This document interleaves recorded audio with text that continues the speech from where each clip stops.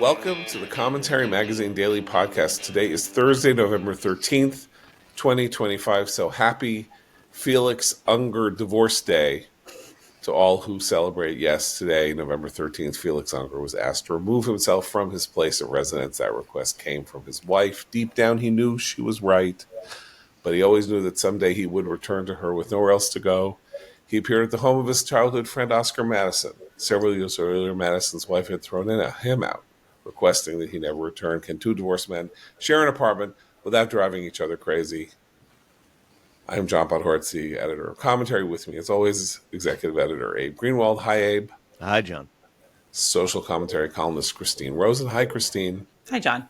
And Washington Free Beacon editor Eliana Johnson. Hi, Eliana. Hi, John.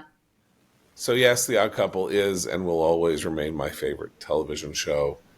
And you can watch it, I believe, on Paramount Plus and some other places. If you, I doubt that it would have the resonance that it had for me as one of the most New York shows ever, and something that I watched every day as a teenager because they put it on Channel 11, and it was just the moment that my sense of humor was maturing, and there we are with me stuck in the 70s with Tony Randall and Jack Klugman. So that's a great cultural moment. Another great cultural moment, of course, is that the world's longest shutdown is now officially over. House passed its bill. It's going to go to the president. I guess the president will sign it today, and the shutdown will be over if he hasn't signed it already. He signed it last night. I'm sorry, you signed it last night, so it is over. Shutdown over. And as Matt Continetti, our not late but lamented former colleague, would say, that's it. Like, anybody who thinks that this is going to have any further meaning down the road about how people feel about Republicans or who they're going to blame for this or who they're going to blame for that is foolish, because now every presidency is going to have a shutdown, maybe more than one. This is the game. Everyone has had them. Everyone's going to have them. I guess maybe Bush didn't have a shutdown, but everybody else from Clinton onward, actually from Reagan onward, has had a shutdown once the shutdown was like 6 hours long. But so shutdowns have no impact. Having once had a gigantic, colossal impact in 1995 did play an enormous role in turning around the fortunes of Bill Clinton, who looked like he was on his back foot and on his way out history's door until the Republican overreach of 1995 brought him back, and a booming economy. So we're back to the world in which the economy matters, but Washington's behavior matters a lot less. Am I right, or do people think there's more to be gained by either Democrats or Republicans from this 43-day debacle? The one thing that was fascinating to watch unfold or unravel, depending on how you see things, was the Democrats trying to pin the failure of Obamacare on the Republicans because the Republicans didn't want to extend subsidies to prop up failing Obamacare. So that little loop has been fascinating. And this gives us till end of January. Then they have to figure this all out. So they're back at the negotiating table. But how the Republicans are going to handle the healthcare issue will matter a lot to voters in the midterms. But this debate didn't seem to move anything forward or backward. It just got stuck. So it'll be interesting to see how Johnson will handle this going forward, and we'll see. But the whole Obama, those of us who remember the battle over Obamacare, and now to watch Democrats sort of not want to acknowledge the obvious about how the program's failures have required these sorts of subsidies, it's just interesting, particularly if you're a healthcare person, which I am not, but I had to go on Obamacare, and I was one of the people penalized because of its policies, because I was a freelancer for many years. And I don't have really good feelings about Obamacare, about what it did to our health insurance system. But I think that the Byzantine nature of our healthcare system right now is an opportunity for Republicans if they actually want to do something reform-minded. I do also think, John, in addition to the fact that we've already been through too many shutdown dramas to care, and the fact that people are more concerned about the economy, there is the idea that any government antics at this point would have to be pretty spectacular to get out of Trump's shadow. He is still the chief news driver, newsmaker. The story's still about him, no matter what else happens. So I was reading this week in a liberal newsletter, a very popular liberal newsletter written by a dear friend of mine, um, that we're always looking at the wrong target, and Trump always redirects us to the wrong target, and that the real story of this year is that the administration went and it took a pickaxe to USAID, and 600,000 people have died this year as a result of what happened with USAID. Now, that number is self-evidently preposterous. 600,000 people did not die because there was some interruption or cut in funding for USAID. If that were the case, then the United States should be heralded and celebrated every year that it exists all around the world with parades and celebrations, because that would mean logically then that every single year America is saving 600,000 lives through USAID, and that therefore in this century alone, and we're back at Math Corner, you would have to multiply 600,000 by 24 just to get a sense of the sheer numbers of human beings who have been directly saved by this relatively modestly funded government program. I bring this up to say that uh, for a lot of people, the shutdown is small beer. That the world of Trump criticism has now cast him as a mass murderer. Him and Doge and Rubio, now running USAID at state, and all of that. And that's another reason why you can't make hay out of the shutdown, because it's not grotesque enough for a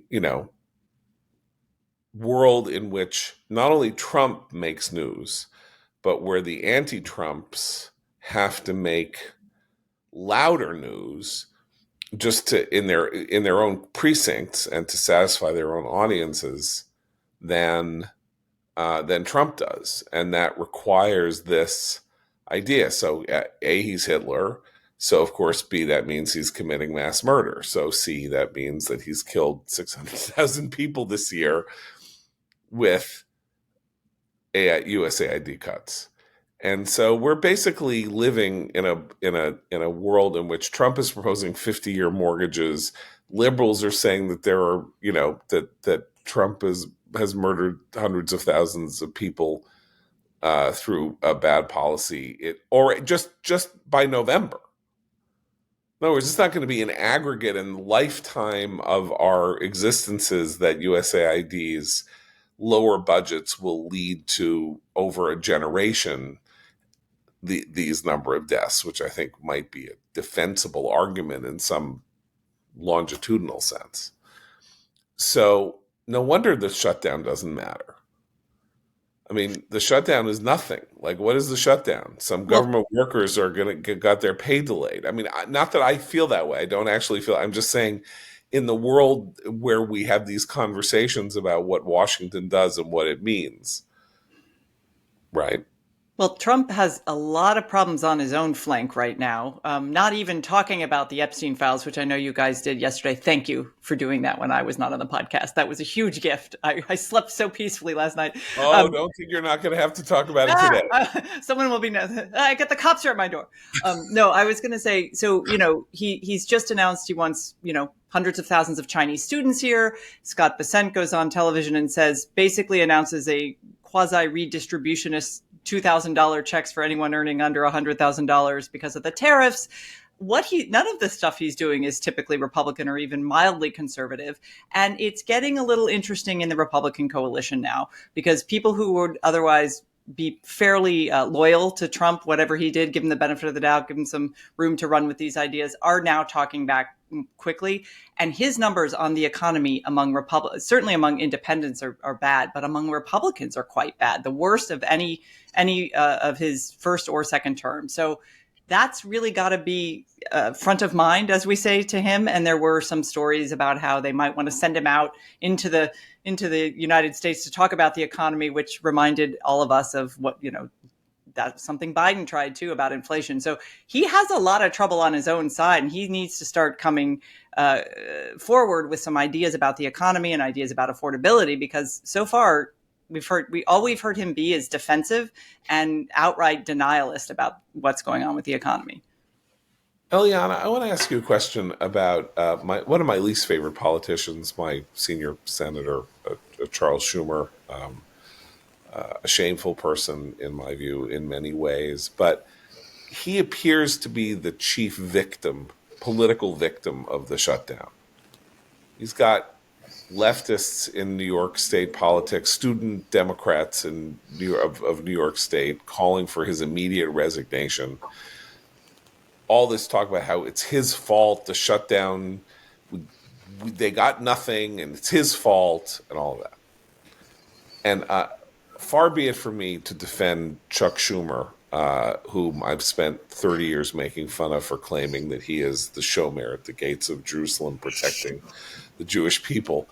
But I'm actually at a loss as to understand how a guy who is the minority leader of the Senate, and the Senate is notorious as a place in which every single senator feels himself to be his own personal majority leader, and is caught in a trap because they need Democrats. At some point, Democrats were going to have to vote to open the government up. And 8 people voting with the Democrats decided to cut an independent, separate deal, which is how things work. And why is he the bad guy to them? What was it that he was supposed to do exactly? What punishment mechanism does he have in the minority against Democrats who are like, this has gone on too long, let's just move on and fight another day? Here's what struck me about this vis-a-vis Schumer. Schumer made a deal with the Republicans in March to keep the government open, and he was absolutely flayed by members of his own party for that. Schumer, as a result, conducted himself differently this time around. He shut down the government and said, we're making a stand to continue. We need to we're taking a stand for healthcare. Healthcare costs are going to rise, and until the Republicans make a deal to continue subsidies, we're not making any deal to reopen the government. Schumer then was not part of the gang of 8 Democrats plus independent who made a deal to reopen the government. And nonetheless, Chuck Schumer got flayed by members of his own party. And what struck me is Schumer's tried both approaches, and he gets beaten like, a pathetic dog either way. And so it strikes me that Schumer doesn't really have a handle on the members of his party. Like, this would not have happened, I don't think, to Mitch McConnell. He ran the Republican. He had an iron grip on the members of the Republican Senate conference.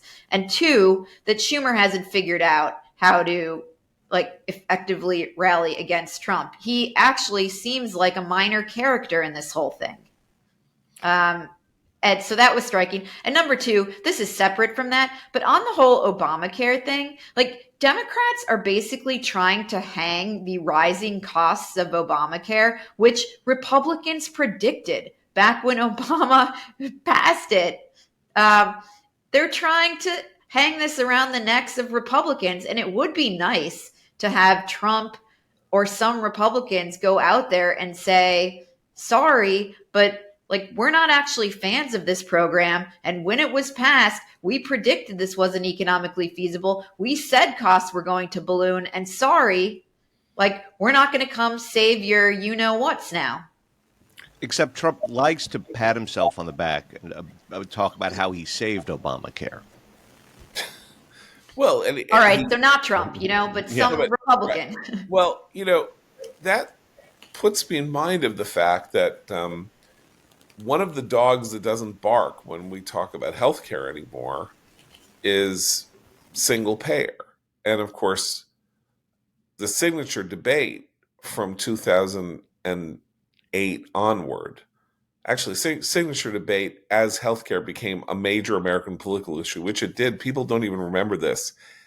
Only in 1988, the first major political national confrontation over healthcare came with the passage of catastrophic health insurance under Ronald Reagan. And then in 1991, there was a special Senate election in Pennsylvania that a then unknown political consultant named James Carville decided to push his candidate, Harris Wofford, to, to say there's a healthcare crisis in America, taking Richard Thornburgh, the Republican candidate, who was a law and order guy, completely like throwing him on his back foot, and Wofford winning, and then Clinton runs in '92 on healthcare, and we're off to the races for the next three decades. Amazingly enough, healthcare was always going to be an issue because of the fact that the federal government cannot afford the promises that it has made to the American people on how it pays for healthcare that it does supply universally to people over 65 and people of very low income. But nonetheless, healthcare has been an issue for 30 years, and the issue has always been fundamentally um, all these other countries have universal healthcare, have single payer healthcare through the government. Why don't we have that? That's the simplest. It would be constitutional, unlike much of Obamacare, in my opinion. But John Roberts being the sort of the villain there, who decided that at some points it's a tax and at other points it's a fee. Um, but that single payer healthcare can be passed by legislation, like any spending bill, signed by a president, and it's rational. It's simple. It makes sense as a matter of argument. We have this jury-rigged, bizarre system that has all kinds of weird and perverse incentives. So wash it all away. Government administers healthcare for everybody. And that is what Democrats really wanted, right? That's what they really, really wanted from Teddy Kennedy onward. What they really wanted was universal healthcare, single-payer system. And when Obama came to power, and it really was time for there to be a major Democratic push for a gigantic expansion of government and healthcare. They went out to test the waters on single payer, and the public didn't want it. And Joe Lieberman, then an independent Democrat caucusing with the Democrats, said, I'm not even going to be the 60th vote to cast to make sure that your healthcare bill passes if there is anything that you call the public option, if there's even a pilot program on how to create a system where the government runs the healthcare system. I'm not going to vote for it, and it will never leave committee, will never come for a vote on the floor of the Senate, and they had to give it up. And here we are 15 years later, and they haven't gone back to it, and they're not talking about it. And it's the dog that doesn't bark, because their position on healthcare now is healthcare is bad and the Republicans are bad. So we need to support Obamacare, which is actually a program to subsidize just some people, not help everybody, to subsidize some people who have difficulty maintaining continuation of care. What happened? Like, if healthcare is getting worse and everything is terrible, is it really the case that Democrats can't go back and start proposing the thing that they really want? Well, it would require a massive amount of reform of things like the healthcare exchanges, which in some states, it was supposed to be a marketplace and a kind of pool of competitors so healthy people could get cheaper insurance and everyone was insured coverage. And it ended up, look, in DC, when I had to go on the exchange, there was one option. You had to choose it. And you were required by law to choose that one if you didn't have insurance tied to your employer. I mean, you could start by polling the American public. Would you like insurance to be tied to your individual position, or would you like it tied to your employer? That's one of the huge challenges of our insurance system, our private insurance system, is that it's tied to your employment status and to what your employer is willing to provide. There are all kinds of interesting things that could be done to reform it, but I think the Democrats are unlikely. I mean, let's think about welfare reform, which only happened after decades of Republicans, banging the drum about it, and then finally a more centrist Democratic president agreeing, to support that idea. You would need something, I think, that seismic in terms of Democratic leadership to do that. I can't name a single Democrat in Congress right now who would be willing to take on that burden. It's also interesting. It goes to show how squad types, for all their radicalism, are so focused on identity issues and not, traditional left-wing economic issues that they would never that this isn't their issue. This isn't their project either. That is an excellent point, and it is very striking that they don't have public policy stands as we would understand them, even if they call themselves democratic socialists. So now the most prominent democratic, except for defunding the police. Okay, so we're about to have a democratic socialist mayor of New York City. What does he want? Free buses. You know how many people take buses in New York? Not a whole lot. They're not even proposing grand, large-scale public works support programs. They're talking about, Mamdani is talking about freezing the rent, which is the form of taxation on landlords. It's not, I'm going to build 200,000 units of housing by raising taxes from the wealthy and then building, or whatever it is that a democratic socialist you would expect to say. We're going to seize the means of production and do X, Y, and Z to help the poor, and have a preferential option for the poor. Yeah, go ahead. With regard to Mamdani, it's also why it was interesting that, Christine, you mentioned defund the police with regard to the squad, but for Mamdani, I mean, he said it seemed everything was negotiable. Okay, Jessica Tisch can stay. I'm reaching out to the CEOs. The sine qua non for him was Israel. That's Right. the position on which he would not moderate. Right, and it's true of these squad people too. Right, they will not give an inch on that position. So we're dealing with a different kind of democratic leftism then. Democratic leftism for 100 years was redistributionism. That was the key element of democratic leftism. High taxes, extremely progressive tax system, create benefit structures for the poor, mire them in them, so that they can't get out of them, and then keep them going.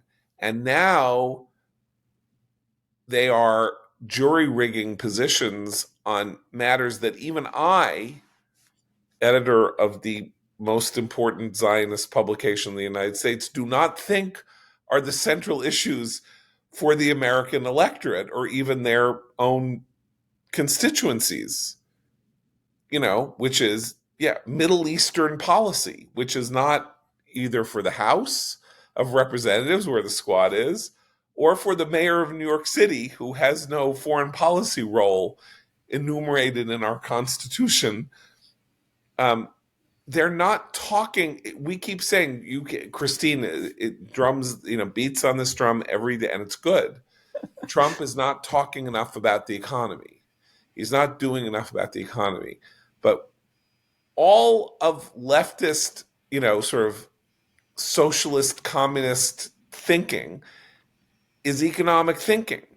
And now they've discarded that in favor of a kind of grab bag of Oh, but identity issues. so see, I would say they're actually much more like classic 20th century communists in this sense. They want to seize the means of production. So they want to control the grocery stores and drive out a Whole Foods or any Trader Joe's. They want to be the technocratic, highly educated, wealth accruing still elite who redistributes everything else and punishes those who earn their wealth or who profit from wealth that previous generations have earned. And so in that sense, look at the career of Bernie Sanders. He is the most prominent democratic socialist in our nation. And he is a multimillionaire. That's why there was a moment in his rhetoric where he stopped lambasting millionaires and only talked about billionaires because he became one himself. He has not really passed a great number of bills despite his many, many decades in the Senate. And he doesn't negotiate well, but he's really good at being a spokesperson for these technocratic elite ideas on the left. And I think that is actually what the squad and these rising generations like Mamdani are mimicking. It's a very popular PR strategy to tell people that we want to give you free things and those terrible Republicans on the other side just want to help the wealthy. But at the end of the day, they have to get results. And that's where, Mamdani will have to get results, and it will be impossible for him to hide behind rhetoric if crime goes up, if really good businesses are leaving the city, if people are selling and leaving because they don't want to pay higher taxes, and if the people who are stuck in New York, the working poor and the lower middle class, are complaining. So that's where I think, and the squad has the same problem. Go talk to people in AOC's district. She doesn't do much for them. When they have trouble, they often call congressmen in nearby districts because those guys get stuff done. No, she's harmed them. She actively harmed them. Amazon was going to create 40,000 jobs in her district. Yes, and ideology over constituency. Yes. Yeah. So what's interesting is just to amend you slightly. So you said they want to seize the means of production, but grocery stores are not the means of production. They're the means of distribution, not the means of production. Not that Mamdani has the power to seize, Well, they want to seize control of corporation, basically. Right, okay, Control right, corporate profit and in fact, Lena Khan, the notorious head of the Federal Trade Commission, may well end up being a major figure in his administration, or they're floating her name. She's heading the transition team right now, right? That's right. Yeah. So that's the Miss Anti-Merger, because New York doesn't benefit from mergers at all in terms of the fees that Wall Street earns managing mergers, and Wall Street, of course, is the engine of all of New York City's wealth. And when I say all, I mean all. Wall Street, broadly understood as the financial industry. 90% of New York, somebody makes a shirt in Brooklyn on Etsy, and then there's Wall Street, and that's about it. That's all New York has, because the media doesn't make any money anymore. But the Etsy shirt makers are like Trustafarians, so they're subsidized already. That's true. Okay, so can I jump in with like a totally unrelated question and ask? Do we want to talk about the Newsom chief of staff indictment? Oh, sure. Go start. Let's move. Go. Okay, because I have a bone to pick. This indictment. Yeah. So Christine, in our text sends this news of this indictment last night, and I'm like reading in this essentially for listeners who haven't read about it. Gavin Newsom's former chief of staff, a woman by the name of Dana Williamson, was indicted for funneling money from Javier Becerra's dormant campaign account. So when he went to be the Secretary of Health and Human Services, he had all this money in a campaign account from when he was Attorney General of California that he couldn't touch. And she devised a scheme to funnel money from that dormant account to Becerra's chief of staff's spouse. So essentially to Becerra's chief of staff, paying the Becerra chief of staff via the spouse $10,000 a month, supposedly for consulting work to, babysit this campaign account. Did I get all that right? Yeah. Uh, and then, so that's count one was, wire fraud as relates to this dormant campaign account. Count two is this former Newsom chief of staff is listing as business expenses on her tax returns things like a $15,500 Chanel bag and ring, a private jet flight to some birthday party in Mexico, I believe, um, and other luxury items. Hold on, because I actually circled this in the indictment. I got a $9,589 watch for a close friend, a $6,300 couch for her house. Oh yeah, 21 grand for the private jet. $15,000 luxury hotel stay for her birthday. Anyhow, she did a lot of bad things, allegedly. And this recalled to me Newsom's, we're talking about him as a potential 2028 candidate. When Newsom learned that the chief of staff was under federal investigation, he apparently placed her on leave. He didn't cut ties with her. He just placed her on leave. And number two, it did recall the COVID French Newsom French dining Laundry. at French Yes. Laundry. Some rules for me, other rules for thee, whole thing. And I think this whole thing, this is about the conduct of the people working in the highest echelons of California politics, and raises serious questions about what's going to come out when Newsom gets serious about a presidential bid. And by the way, we should note this investigation started during the Biden administration, and just came to fruition now. And I think suggests Newsom, Becerra, these California politicians have not been vetted seriously, and does raise questions about how serious of a presidential candidate this guy may be, because this is rough stuff. The elitism part is what's interesting to me, because that is what stuck in people's minds about the excess waste of money spent by, for example, the Black Lives Matter leadership when they were buying like Malibu real estate. Because the typical argument is that like the French don't care about sex scandals, but care about their politicians being involved in financial malfeasance. And we have typically been the opposite. We only care about sex scandals and financial malfeasance. We're like, that's, it's like us with Math Corner. We're like, it's so confusing, so many numbers.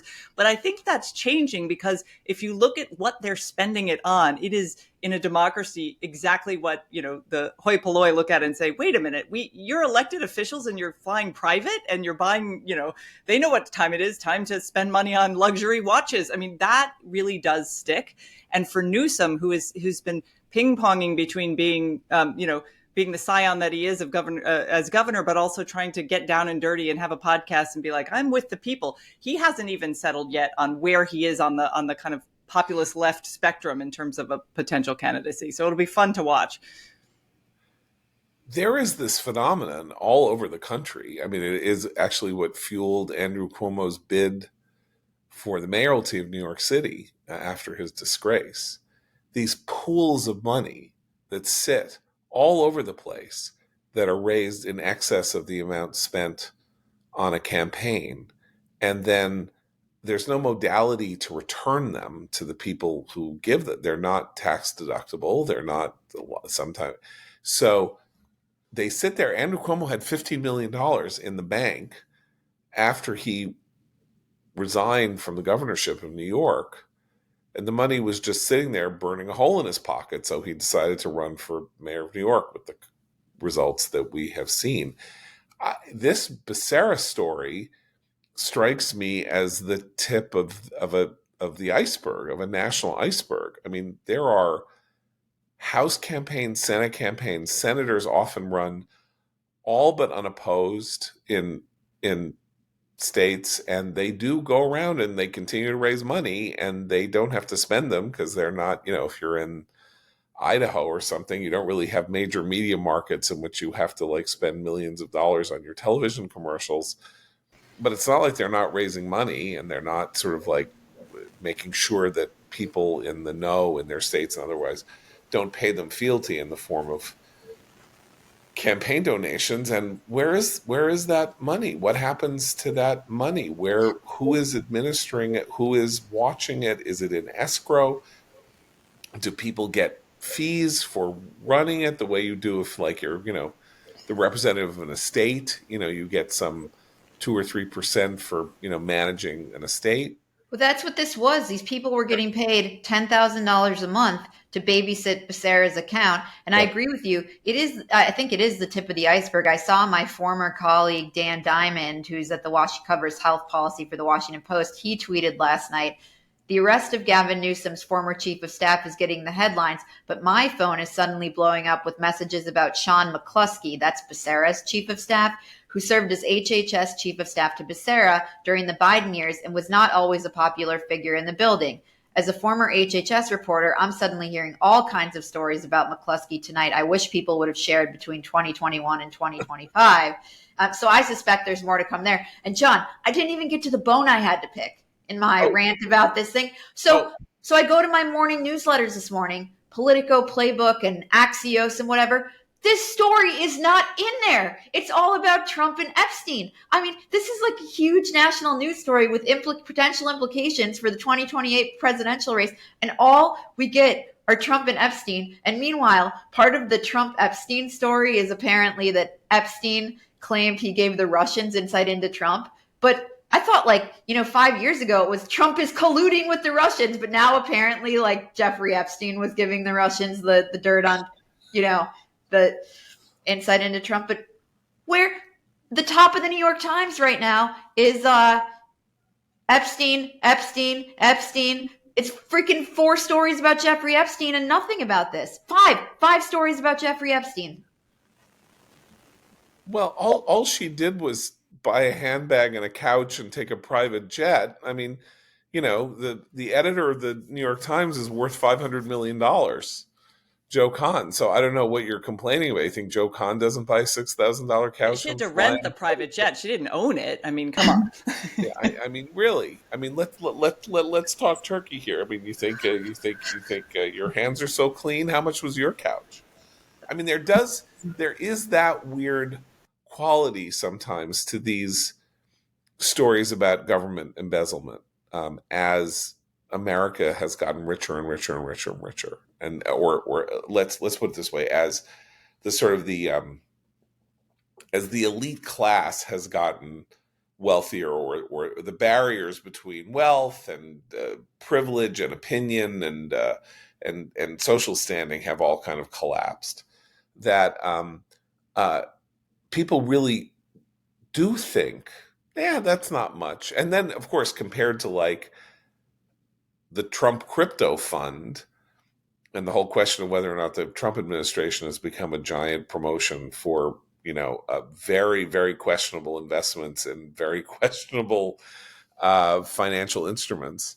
Is that worse? Yeah. But I mean, this is bad too. This is But literally. can I interrupt for a second? Can I interrupt for a second? Yeah. Because the distinction, it is worse. I completely agree. But the conceit with Trump and crypto is that everyone can profit. You can buy it. I can't get a ride on Gavin Newsom's chief of staff's private jet. No way. Where's my Chanel? Right, exactly. I want the bag. No, but there is that conceit, I think, on with Trump's grifting, is that you can all be part of the grift. That's always been something he's been powerful about messaging. Right. Sorry. So I interrupted. Go on. Turn the entire country into you buy crypto and then you sell it. You buy a crypto fund, you sell it to your friends. I mean, it's ridiculous, but it is the friends, and all of that. Speaking of which, by the way, and talking about things about which I understand nothing and should speak about them even less. But I did remember, I had this niggling memory in my brain reading. Yeah, that's a good wind up. Read it. Well, thank you, because you'll see why when I get to the point. 2006, 2007, reading in the New York Times the writing of Gretchen Morgenson and others, and in the Wall Street Journal, about this problem that was happening with adjustable rate mortgages, subprime mortgages, and how people all across the country were underwater on their mortgages and really didn't have anywhere to go, and they were defaulting at very high rates, and yet these mortgages that people probably shouldn't have gotten in the first place were still being handed out, and that there was a problem. We had no idea how deep the rot went, that, uh, leading basically to the financial meltdown of 2008. And I remember, as I say, early 2007 going, what is going on here? I don't even understand what a subprime mortgage is, but this sounds bad. And on the one hand, I'm reading all this talk about how AI is transformative, is going to destroy all our jobs and save the world, and destroy jobs and save the world. But then we're going to be in a new world, and we need these data centers to power AI and all of that. And meanwhile, it's kind of looking like the AI bubble is starting to burst. And the AI bubble is the entire growth of the US economy, from what we can tell, in 2025, is attributable to the capital spending and the money that is being raised to deal with AI. It's a very And now you know why most of the funding for the new ballroom at the White House came from big tech and big AI, and this is why they have been cozying up to Trump since the moment he won re-election. So, NVIDIA is now the most valuable corporation in the world. This, very, talk about like striking it rich, like this company that made a chip that was particularly good for gaming. And then it turned out that it had this peculiar quality of being particularly good for AI. Suddenly it's worth $5 trillion or something like that, this one company, and everybody is rushing to invest in AI and all that. And then now it appears that the people who were smart about getting into this early and saw the gold rush coming are getting out. And Michael Burry, who was one of the 4 people profiled in The Big Short by Michael Lewis, the people who saw the subprime mortgage crisis coming and moved to short bank stocks because they saw the disaster that was about to befall. Michael Burry said that the AI is a bubble and that we're about to undergo a huge crash. And so we're constantly looking in the wrong direction at things. I think that's part of the point that Eliana is making about the morning newsletter. So now we're talking about Jeffrey Epstein, who has been, who is dead, and whose entire business and personal transactionary with Donald Trump dates back 20 years. Now, if Trump was bad and did bad things with Epstein, I have no problem with all of that being surfaced and him having to be held to account for it, even if Epstein paid people off so that, these stories should never come to light.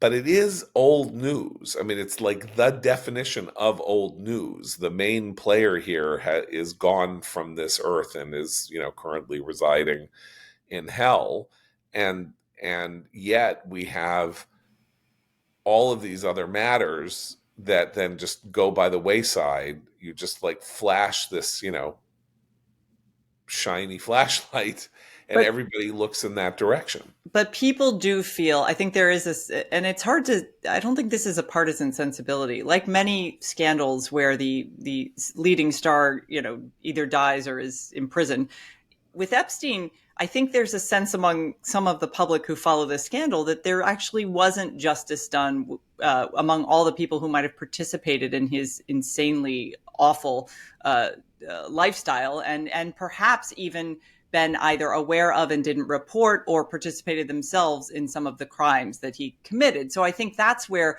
there's not a lot of sense of closure that the people who were in his orbit were effectively punished. And Maxwell was moved to a cushier prison recently. Why? I mean, there are questions that people raise that I think are not just conspiracy theorizing, but a sense of injustice with regard to the people who Epstein and his circle harmed. I think that's a legitimate question. I don't get into the conspiracy stuff, but even though he's gone, a lot of the people who participated with him have not ever been held accountable, is the sense. I mean, the thing about Epstein, the story, is that so much is unknown, and it involves so many parties, um, all across the political spectrum, across the world. And if you are at all conspiratorially minded, you think this unlocks everything. You think if you get to the bottom of this, it will explain everything. Trump, Clinton, the Jews, all of it, which is everything to them. I'm I standing on flat Earth right now, Abe, and you couldn't be more correct. We just have to get to the bottom of it. look, I don't think that Epstein is not a story. I said yesterday I thought that this was one of these stories that will never, ever, ever die. I mean, like 100 years from now, people will be talking about the Jeffrey Epstein scandal, in part because it will not be resolved, and we will never get to the bottom of it. And that's how these things stay alive, and so I think your analysis of the reason, of the feeling, the emotion that is generated by something here isn't right, and it involves powerful people manipulating the conversation in the United States, or the legal system in the United States, to their own ends in a way that nobody else could ever achieve. And that's just not right, and it's a burr in the saddle of my understanding of fairness and justice and all of that. That's real. But that doesn't explain the newsletters, Eliana's newsletters, and the front pages of the papers. Well, it's a While useful other distraction for newspapers, Democrats to have Mr. Populist, whose message was entirely what you described. He ran on it twice successfully, to be embroiled in the scandal, to be actually part of the problem rather than the person pointing to the problem of elite manipulation. The explanation for the newsletters is simple. It's something that could cause a problem for Trump versus something that could cause a problem for Democrats. right? Oh, you're so vulgar. So vulgar. It's such a. You're so simplistic. That was the great charge in the 1980s about anybody on the right. We were so simplistic. Things are multi-causal, and our relations with the Soviets. Just calling the Soviets an evil empire because they had murdered 60 million people and subdued 12 countries and were, funding murderous totalitarian regimes all over the world. So simplistic to call them evil. So negative, so that, yeah, so basically, right. This looks like a good way to hammer Trump, and Trump will then participate in keeping the story alive by calling Lauren Boebert and Marjorie Taylor Greene and saying, drop it. There's nothing to drop anymore, right? I mean, a whole bunch of things were released yesterday. Thousands of emails were released yesterday. I've not had a chance to delve into this stuff, but I gather the main takeaway is that neither Jeffrey Epstein nor Larry Summers can spell. That seems to be there's a whole thing. Larry Summers, brilliant guy, genius economist, past president of Harvard, apparently does not know how to spell. Or these emails are so old that spell check had not yet emerged in our email systems. I mean, literally at the top of the New York Times right now, top of the fold, electronic, digital version. After Trump split, Epstein said he could take him down. The coming House vote on releasing the Epstein files. What newly released emails tell us about Epstein and Trump? Michael Wolff, chronicler of elites, advised Epstein about Trump, and then the perfect Thanksgiving sweet potato casserole. There's nothing else. I mean, it's insane. There's not one other story that Americans might be interested in above the fold here. Well, a good sweet potato casserole, with Thanksgiving coming. I mean, it's bananas. There's no way to justify this level of interest in a single story. Look, I'm interested in the Trump Epstein story. I read those the Larry Summers emails. I wanted to know what they were talking about, but I'm not interested in it to the exclusion of every other story happening in America above the fold. Yeah. Like, for example, the possibility that there is a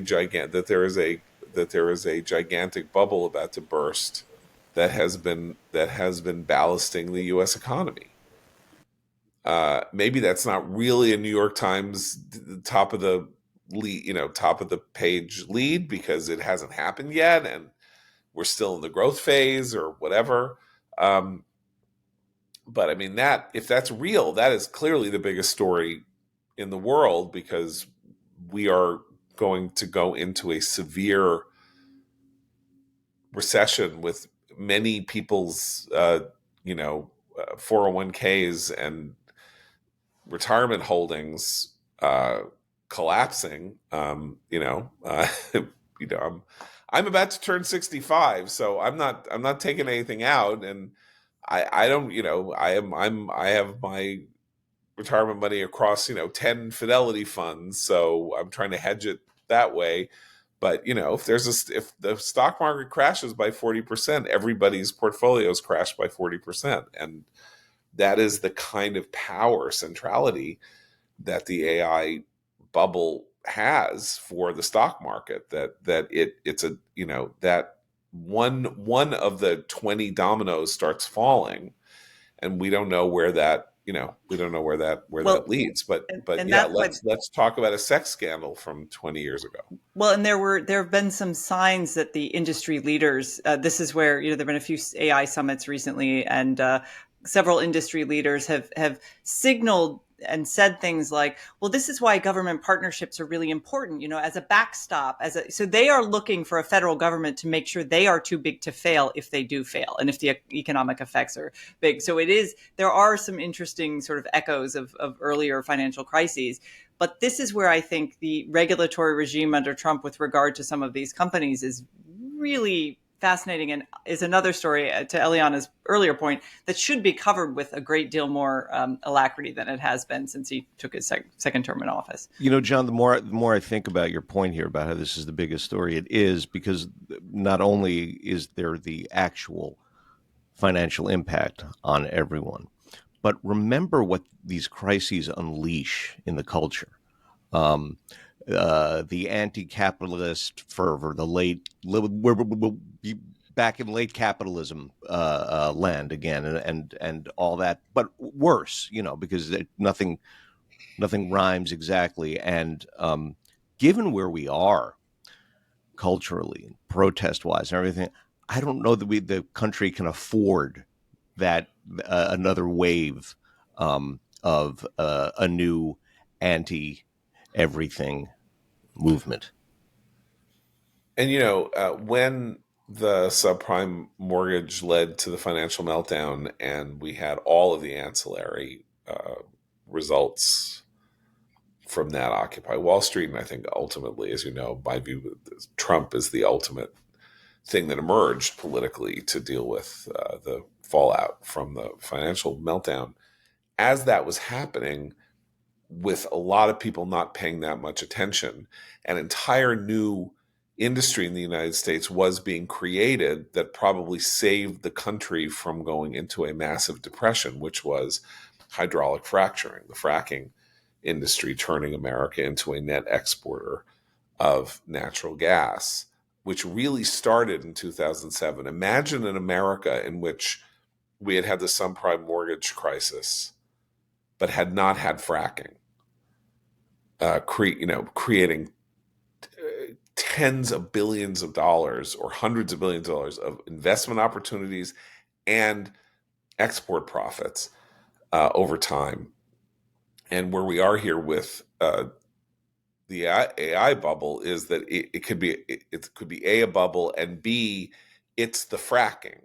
So unless it manifests the way people optimists think it is going to manifest, in the sense that it will be this world altering new form of technology in mass use that will throw off hundreds of thousands of new jobs and do X, Y, and Z. It's both an investment bubble and the only hope for the future, because I don't think that there's something else coming up the pike. Maybe I don't know, but I mean, there doesn't seem to be anything else, in it, that there doesn't seem to be some major innovation in the American economy that is broadening out the 2020s AI boom, except for crypto, which is itself the There, definition of a bubble. there was an interesting story. It was either in the Times or the Wall Street Journal about a very nimble and entrepreneurial solar panel company who is suing one of these AI companies because the way the AI generated a description of these this company. It included all kinds of false information about them having been sued or in breach of various, rules and regulations, so that if someone was looking for a good solar company, they wouldn't choose this company because of what AI had surfaced.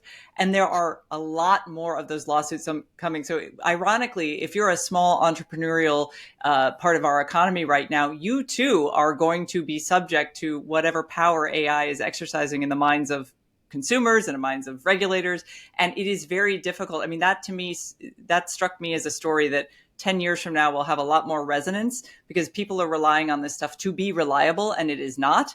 The companies are telling us it's reliable and that they're constantly tweaking this. It is not. That is not the case. They do not always know how to reverse engineer their mistakes with AI in the way that they could with algorithms. So that story to me is exactly another layer of this challenge with AI, which is that if some of these things fail, even the recovery type businesses that might, bring us back into more equilibrium with the economy are themselves are suffering from the impact of some of these AI tools right now. It's just a fascinating story. I recommend, unless somebody else has a recommend.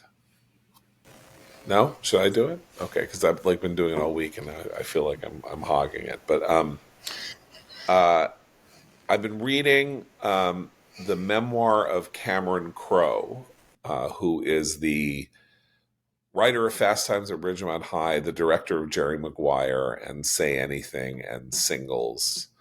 Has not really had much of a success as a motion picture creator in the 21st century, and is now, in his early 70s. And he has written a memoir called Uncool. And the story of Uncool is the story that he tells about himself in Almost Famous, the movie he won an Oscar for in 2000, which is his life as a teenager in Southern California as the rock era, as the sort of the album rock, glam rock, massive California rock world was exploding, and then how at the age of 14, in a very unlikely set of circumstances, he ended up becoming a kiddie interviewer for Rolling Stone and Cream and other publications of acts as various as the Eagles, and when he was and Led Zeppelin, and really the subject of Almost Famous and various other bands, while being the child of this extremely difficult mother who was a and kind of autodidact professor at a community college in San Diego, who hated rock music. She was very left wing, but she hated rock music, and she was also very Catholic and had very deep opinions about everything, and was very hortatory toward her son. And the portrait of his mother, of the world of these kind of young rock stars, begins with, we read about 23-year-old Glenn Fry and 22-year-old Don Henley backstage as the Eagles were just emerging as a major band and stuff like that. He's a very, very good writer. He was a journalist before he became a screenwriter. And in fact, the only book of his that I read before it came out, was the book on which Fast Times at Ridgemont High is based, when he went and spent a year at a high school because he was so baby-faced. He was 22 years old. And he just basically hung around this high school in the valley, in the San Fernando Valley, and wrote about the kids there. It's kind of a nonfiction novel. It's a remarkable book, actually, and sort of tougher and cruel, tougher and more less sentimental and less jokey than the movie is, obviously, which is a teen comedy. But it turns out he can still write. And one little detail before I go, his mother, who was half Spanish, was the head at the San Diego Community College of the Chicano Studies Department. Chicano being the earliest term for Latinx, the term that politically conscious people of Mexican descent in California wanted to call themselves, and aligning themselves with Cesar Chavez, the agricultural labor union chief. And she was hounded out of the job in 1971 on the claims that she was not authentic enough a Chicana, even though her mother was Chicana. But she looked white and she sounded white and she acted white, and it was a great torment to her that this had been done to her. But then once she was ousted, she then redirected her energies elsewhere and continued on for like 30 or 40 years as the kind of guiding force of this community college in San Diego. Just interesting 55 years ago to see this whole question of like, oh, really, Mary Crow, you're a Chicana? I don't think so. You don't look Chicana. Crow makes very little of it. Of course, if I were writing this memoir, I would write 200 pages about this treatment of his mother, but that's not his story. Anyway, I'm only halfway. What's the name of the book? It's called Uncool. Oh, Uncool. That's right. Okay. Uncool, and it's Cameron Crowe, Crowe, for those who don't.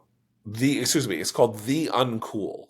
This is what happens when you read books on the Kindle, right? You never see the jacket isn't. I won't say it. I won't say it. Paper's always better. You know what? I got to tell you, my eyesight is getting worse, and it's getting very hard for me to read a codex without putting in contact lenses and then putting on like a second pair of reader glasses. Like, so I'm wearing contacts and reader glasses because the types. I go through the same thing. I go to different rooms, different lighting. I pull it away, pull it close, and then I believe that you retain more information reading on paper than you do on a screen, and I believe that this is a worse way to read, but I find it hard to read. I just remember 50 years ago reading these Penguin classic versions of Russian novels and stuff. I picked one up out of my bookcase to give to my daughter, and it was like reading, box scores. Well, and then if they were really old ones, I have a couple of these where they're printed on acid-free paper and they're crumbled. Like you turn the yellowed pages and you're just like, be careful. Yeah. Some improvements are good for readers. Yeah. But. Anyway, but I'm with you, and I wish I were reading it on paper, but I'm not. So we're gonna get you a good clip-on book. The Uncool by Cameron Crowe is my recommendation. Okay, we'll be back tomorrow. So for Eliana, Christine, and Abe, I was about to say for Eliana, Christine, and John, because our names are in this like kind of Brady Bunch checkerboard thing. So that's how old I'm getting. For Eliana, Christine, and Abe, I'm John Podhoretz. Keep the candle burning.